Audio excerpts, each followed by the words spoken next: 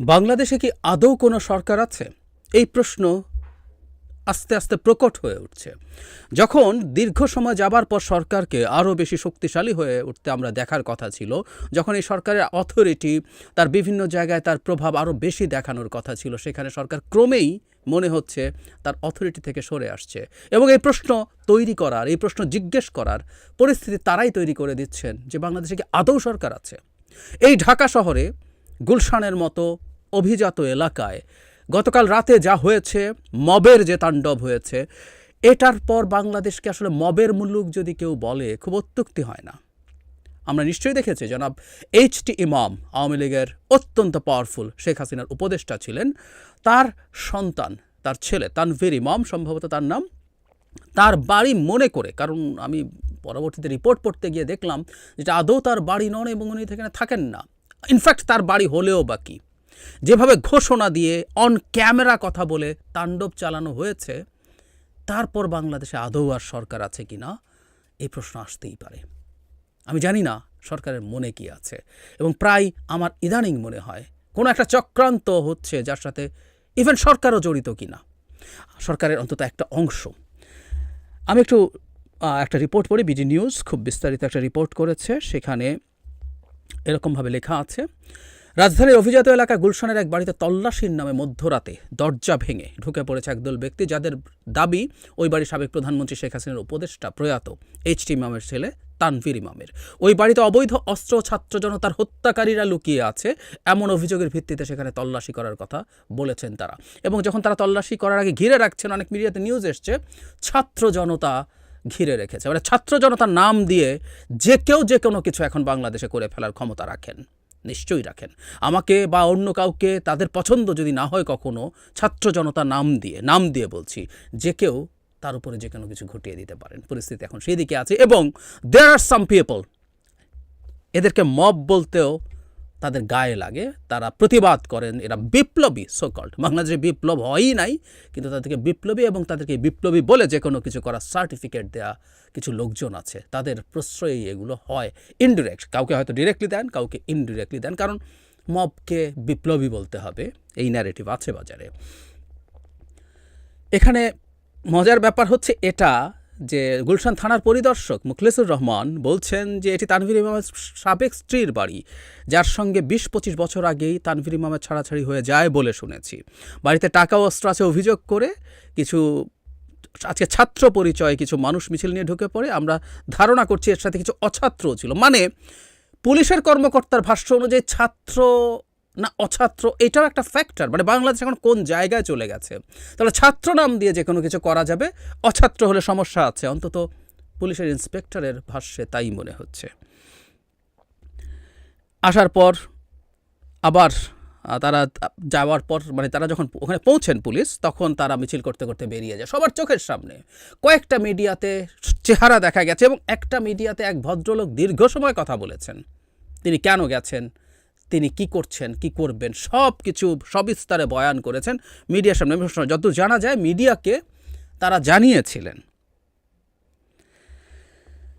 তারপরে বলা হচ্ছে বাড়ির সামনে লোকজন 12টার দিকে জাতীয়তাবাদী কেন্দ্রীয় চালক দলের সাধারণ সম্পাদক জুয়েল খন্দকারের নেতৃত্বে জড়ো হয়ে তারা দাবি করতে থাকেন। মানে জাতীয়তাবাদী ধরানো করা হচ্ছে বিএনপির সাথে কোনোভাবে সম্পৃক্ত, কিন্তু কেন্দ্রীয় চালক দল। আমি আশা করি বিএনপি এই ভদ্রলোকের ব্যাপারে খুব তড়িৎ ব্যবস্থা নেবে। তিনি বলছেন, ওই বাড়ির সাবেক প্রধানমন্ত্রী শেখ হাসিনার রাজনৈতিক উপদেষ্টা প্রয়াত এইচ.টি. ইমামের ছেলে তানভীর ইমামের সেখানে বিপুল অস্ত্র ঢুকিয়ে রাখা হয়েছে এমন তথ্য পাওয়ার কথা বলা হচ্ছে। ফেসবুকে তারা দেখা হচ্ছে আওয়ামী লীগের দালাল বলা হচ্ছে। সেখানে ঢুকে পড়া এক তরুণ নিজকে শাকিল আহমেদ পরিচয় দিয়ে বলেন তারা স্থানীয় বাসিন্দা। ওই বাড়িতে তানভীর ইমামের মেয়ে আছে যার বিরুদ্ধে মামলা হয়েছে এমন খবর তাদের কাছে ছিল। বাড়িতে অনেক অবৈধ জিনিসপত্র ছিল বলে তাদের কাছে অভিযোগ, ইত্যাদি ইত্যাদি। এবং তারা জানিয়েছেন, তারা পুলিশকেও, আমি অন রেকর্ড একজনকে কথা বলতে দেখেছি যে তারা পুলিশকেও জানিয়েছেন। পুলিশ নাকি বলেছে তারা এখানে আসবে না, বা আসার ব্যাপারে তাদের কিছুটা দেরি বা গড়িমসি দেখে তারা ঢুকে পড়ছেন। মানে খেয়াল করি বাংলাদেশ ঠিক এখন কোন জায়গায় আছে, কোন জায়গায় যাচ্ছে। পুলিশকে জানানোর প্রয়োজন। সাংবাদিক জিজ্ঞেস করছিলেন তাকে, এটি স্বাভাবিক ছিল। যেহেতু পুলিশ ব্যবস্থা নিচ্ছে না, তাই আমরা ঢুকে পড়ে এখানে তছনছ করে ফেলেছি, ভেঙে চুরে ফেলেছি। আমি শুরুতে যে কথাটা বলছিলাম, ধরে নিলাম এটা তানভীর ইমামের বাড়ি, এবং আমরা এর মধ্যে পত্রিকায় নিউজ আসতে দেখেছি যে তানভীর ইমাম এবং তার স্ত্রী এবং কন্যাদের বিরুদ্ধে দুদক মামলা করেছে। এদের বীভৎস দুর্নীতি আছে। উনি তথাকথিত আওয়ামী লীগের সময়কার তথাকথিত সংসদ সদস্যও ছিলেন। আওয়ামী লীগের এই লেভেলের লোক বীভৎস দুর্নীতিবাজ এবং আরও অনেক ক্রাইমের সাথে জড়িত না, এটা আমরা মনেই করি না। তারা সব কিছুর সাথে জড়িত। সুতরাং তাদের বিরুদ্ধে মামলা হয়েছে, তাদের সুবিচার হলেও তাদের বড় বড় শাস্তি হবে, এটাই আমরা ধারণা করতে পারি প্রাথমিকভাবে। তারপরও যদি এটা তার বাড়িও হয়ে থাকতো, তার বাড়িতে পুলিশ যদি আসতে নাও চাইতো, তাদের কাছে এসব গোপন খবর থাকার পরও এসব লোকজন গিয়ে ছাত্র জনতা নাম দিয়ে এসব করার অধিকার কি রাখে? মজার ব্যাপার, পুলিশকে জানানো হচ্ছে মিডিয়া আছে, মিডিয়া লাইভ করছে, পুলিশ গেছে, এরপর সেনাবাহিনীও গেছে, তাদের সামনে দিয়ে লোকজন বেরিয়ে যায় যারা এই তাণ্ডব ঘটিয়েছে। একজন মানুষকেও তো গ্রেফতার করা হয় নাই, একজন মানুষকেও না। মানে আমি জানি না সরকারের মনে আসলে কি আছে। আমি গতকালই একটা টক শোতে অ্যাঙ্কার আমাকে এই প্রশ্নটা করছিলেন যে সরকার কেন ব্যবস্থা নিচ্ছে না। গতকাল এখানে কি অনেক বেশি মানুষ ছিল, বা এটা কখনো কখনো মনে হয়েছে কিছু কিছু ক্ষেত্রে এক ধরনের ধর্মীয় সেন্সিটিভিটি আছে বলে সরকার মনে করে, যেমন মাজারে হামলার ক্ষেত্রে সেটা সরকার এইটাকে গুরুত্ব দেখাতে গিয়ে সরকার এক ধরনের গড়িমসি করছে। যদিও একটা সরকার যদি এসব ক্ষেত্রে ব্যবস্থা নেয় না নিয়ে থাকে, সে সরকারই থাকে না, সে সরকারই থাকে না। একজন না 100 জন মানুষের অধিকার, সেটা প্রশ্নই নেই। একটা রাষ্ট্রের, একটা সরকারের দায়িত্ব হচ্ছে প্রত্যেকটা মানুষের অধিকার নিশ্চিত করা। কিন্তু এখানে তো এমন কোনো বিষয়ও ছিল না। নাকি এখানে এইচ.টি. ইমামের ছেলের বাড়ি, এটা যদি অন্যায়ভাবে কেউ ভাঙচুর করতে আসে, সেটা ঠেকাতে গেলেও সরকার ভয় করছে মব আরও বিভিন্ন জায়গায় তৈরি হবে এবং সরকার বিপদে পড়বে। তাহলে সরকার থাকছে কেন? আসলে সরকার থাকছে কেন? এবং আবারও বলছি স্পষ্টভাবে যে কেউ, প্রচুর ফুটেজ পাওয়া যাচ্ছে, আপনারা দেখুন, বুক ফুলিয়ে দাঁড়িয়ে মিডিয়ার সামনে কথা বলছে, তারা কেন এগুলো করছে। শুরুর দিকে একটা কথা বলেছিলাম, ইদানিং এখন আরেক ফেনোমেনন তৈরি হয়েছে। দেয়ার আর সাম পাবলিক ইন্টেলেকচুয়ালস যারা মব শব্দটা আর পছন্দ করছে না। শেখ হাসিনার বিরুদ্ধে গণ অভ্যুত্থানের সময় যারা মাঠে দাঁড়িয়েছেন, তাদেরকে আওয়ামী লীগের কিছু লোকজন যারা পতিত স্বৈরাচারের হালুয়া রুটির ভাগ পেয়েছেন, তারা মব বলতে চান। আমরা কোনোভাবেই সেটা মব বলি না, তারা অভ্যুত্থানকারী। কেউ কেউ, যেটাকে আমি সঠিক মনে করি না, কেউ কেউ এদেরকে বিপ্লবীও বলেন, ফাইন। আর আমাকে কাকে মগ বলছি টলছি ওইসব শেখ হাসিনার বিরুদ্ধে ফাইটের আলাপ আমার সামনে আনবেন না প্লিজ, প্লিজ। একটু হয়তো অহংকারী শোনায়, তারপরও বলছি, শেখ হাসিনার বিরুদ্ধে লড়াইয়ের কথা আমার কাছে এসে এই গল্প বললেন না। সেই সময় যে মানুষগুলো মব নন, যারা অভ্যুত্থানকারী, যে মানুষের ন্যায্য অধিকারের পক্ষে দাঁড়িয়েছেন, সেই মানুষও যদি কেউ কোনো দিন এইচ.টি. ইমামের বাড়িতে আমাদের তথাকথিত যে এদেরকে আমরা মানে মব বলার চেষ্টা করছি, মানে কেউ কেউ যাদেরকে বিপ্লবী বলছেন, এই বিপ্লবীদেরকে তথাকথিতই মনে করি, তারা বিপ্লবী নন, আবারও বলছি। সো এই বিপ্লবীরাও যদি কেউ এসে, যারা সিগনিফিক্যান্ট ভূমিকা পালন করেছিলেন শেখ হাসিনার সময়, তারাও এসে কেউ যদি এই বাড়ি ভাঙতেন, এটাকে আমি মব বলতাম, আমি মব বলতাম, এটা মব।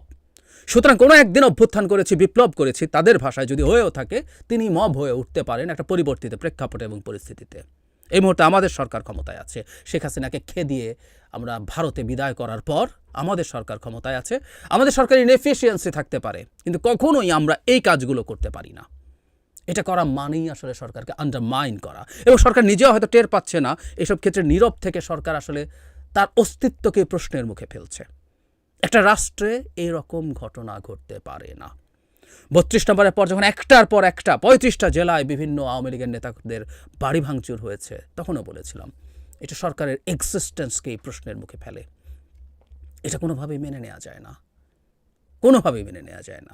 তাহলে আমরা এই প্রশ্ন করতে পারি যে কেউ কেউ চাইছে তো দেশে সরকার নেই, সরকার এফেক্টিভ না, সরকারের লিস্ট কোনো অথরিটি নেই, এটা প্রমাণ করতে, সো দ্যাট এখানে অন্য একটা কিছু আনার চেষ্টা করা যায়, অন্য একটা কিছু আসতে বাধ্য করা যায়। কিন্তু প্রশ্ন হচ্ছে সরকার নিজেও কি তা চায়? যদি না চায়, সরকারের কোনো রকম কোনো পদক্ষেপ আমরা কেন দেখছি না? ছাত্র জনতা নাম দিয়ে, ওর নাম দিয়ে, সেই নাম দিয়ে যা তা করে ফেলা যায়, যা তা ঘটিয়ে ফেলা যায়, সরকার তো পদক্ষেপ নেয় না।